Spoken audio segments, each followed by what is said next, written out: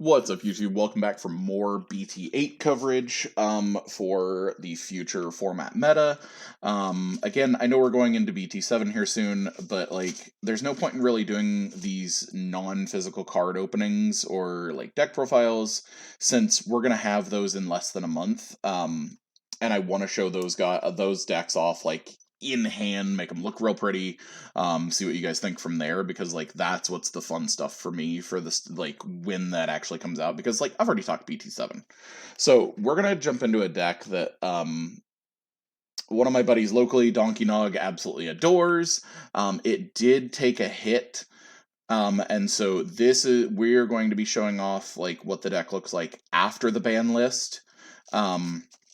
And the deck is absolutely still, it lost some of its speed because you can't just Ultimate Digimon Fusion into Susanomon for free. Like, you can't do some of that stuff anymore, and that sucks.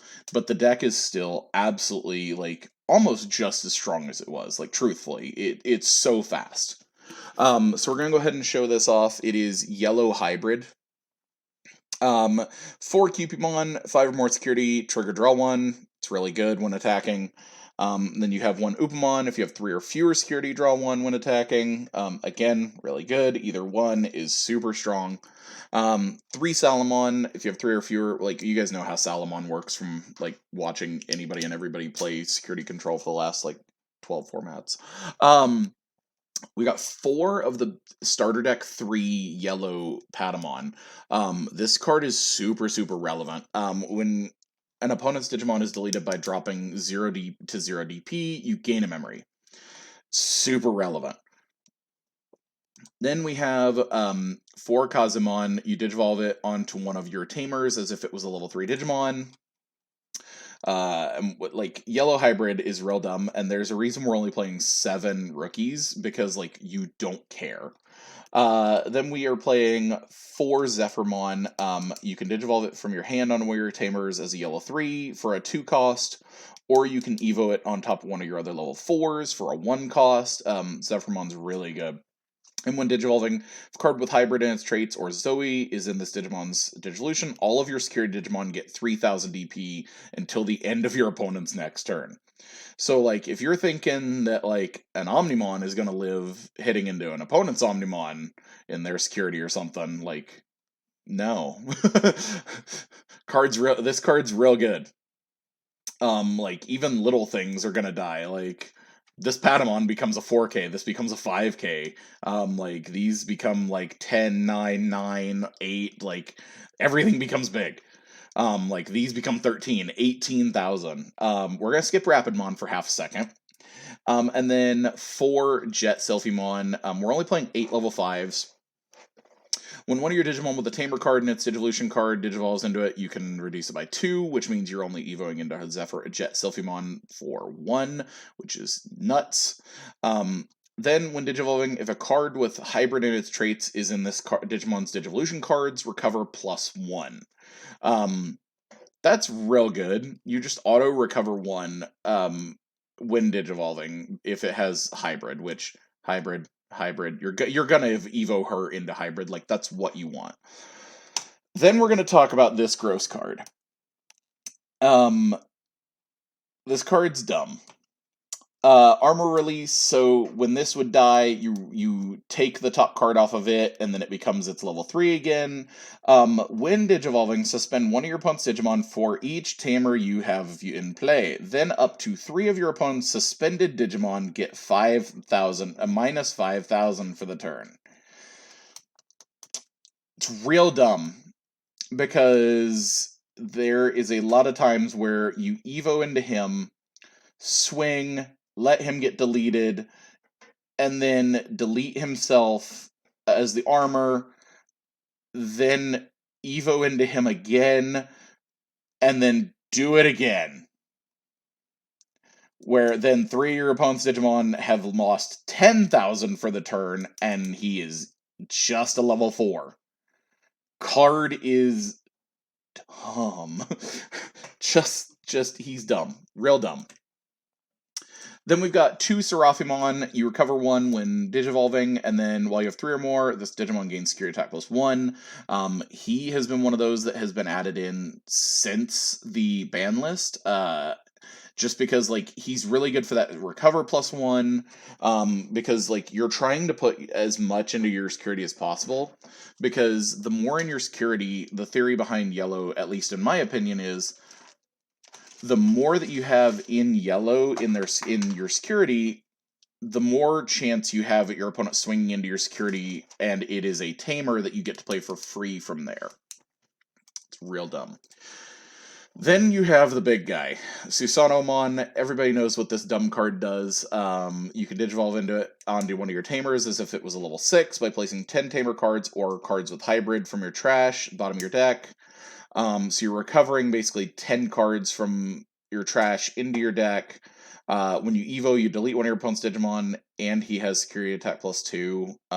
So even for a 7 cost, like, you've recovered 10 and you delete something, like, I mean, we pay 7 costs to play Trump Sword, like, but this is delete one of your opponent's Digimon and recover 10, and then if he's going to live your opponent's next turn, I'm checking 3. Cool.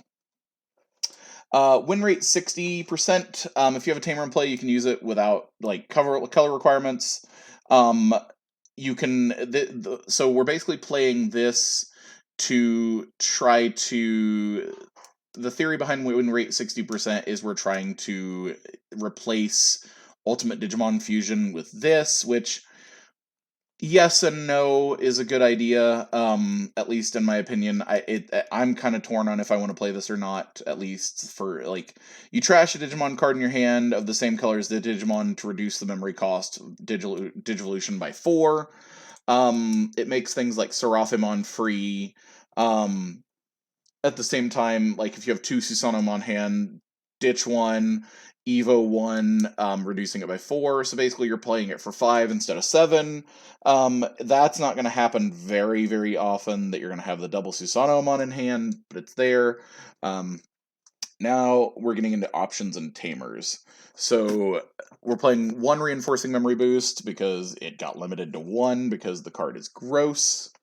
4 Chaos Degradation. This card's real good. Place one of your opponent's Digimon at the top or bottom of their security stack face down. If you did, trash the top card of your opponent's security. This gets around so many card effects because it just says place the Digimon at the top or bottom, then you trash the top card of your opponent's security. So, like, if they've got a big problem on the table that, like, can't be destroyed by card effects or things like that, like, put that boy back at the top of their security and then get rid of that top security. Then if it's in your security, you can place one of your opponent's Digimon at the top or bottom of their security stack face down. Like, again, card's really good. Just getting rid of options. Yes, you're giving your opponent a +1 to their security, but like, when you're getting rid of it almost immediately, like, you don't care. You do for these, like these Chaos Degradation, you have to have a purple and yellow Digimon or Tamer in play at the same time. Like, you have to have both. And then 3 Kari. When a card is removed from your security stack, you can suspend it to gain 1. Again, gain 1 memory. Again, with how much we're putting options and tamers in our security, like, we're going to be gaining a lot of memory off these Kari. Like, it's real good. 4 TK, we all know what TK does, come on. 3 TK and Kari, fewer security cards than your opponent, gain 2. When one of your yellow Digimon attacks, you can suspend it, have one lose 1,000 for the turn. We're playing 4, 7, 11, 13 yellow tamers with 4, 8 ones that are going to evolve off of them. Like, we're going to evolve on these things. Then 2 Cody. He's just a really good yellow option, or yellow tamer. If you have a yellow Digimon in play, you gain a memory at the start of your main. Again, these are the start of main phase ones. So you move one up from your raising area, and then just auto gain a memory. And then 2 or more colors attacks, that's not going to matter because like we're I mean, yes and no, it's not going to matter, but like we do play the Rapidmon, so it can happen to where your opponent with 2 or more colors, you may suspend it to give one of your opponent's Digimon minus 2k. So like it can happen. It's not as often as you'd like it to be, but like after already getting 3 of your opponent's Digimon, minus 5k for the turn, like you just don't care. He's wiping your opponent's board. And then for Zoe, card's real good. You may search your security stack on play for 1 card with hybrid or 10 warriors in its trait, reveal it, and then recover 1. So it's similar to TK, but it has to be hybrid or 10 warriors to add it to your hand. And again, you still recover the +1, and then during your opponent's turn, if it's underneath one of your dudes, you gain all of your security Digimon gain +3k during your opponent's turn. So this is one of the most relevant decks in general for the BT8 format. It's really, really dumb. It's really fast paced, and it hits like a freaking truck. I'm gonna be honest with you guys, and honestly, it's. Do not look at this number here. I kind of said the same thing in the purple deck profile. This is higher than what it definitely should be because like these are starter deck cards. Like TKs are everywhere now after the reprint. These are like rares and commons. Like these are rare. Like this is the most expensive thing for the deck probably. Like because these are super rares. These are secrets. Like the deck is not gonna be. This is gonna be another meta friendly deck because like commons, uncommons, like uncommons, you truthfully could build this deck for probably like $80, 80 to $100, because like TKs are like regular arts are like $5 piece now, which is nothing compared to what they used to be at like 15 and 20 for a freaking what are they, uncommon, rare. So let me know what you guys think below of the deck. This is going to be the end of it. Don't forget that sub button. Let me know what you guys are thinking. Hit that like button. Let me know that you guys are enjoying the content because we're doing a lot more coming up. And I will catch you guys later. Peace, guys.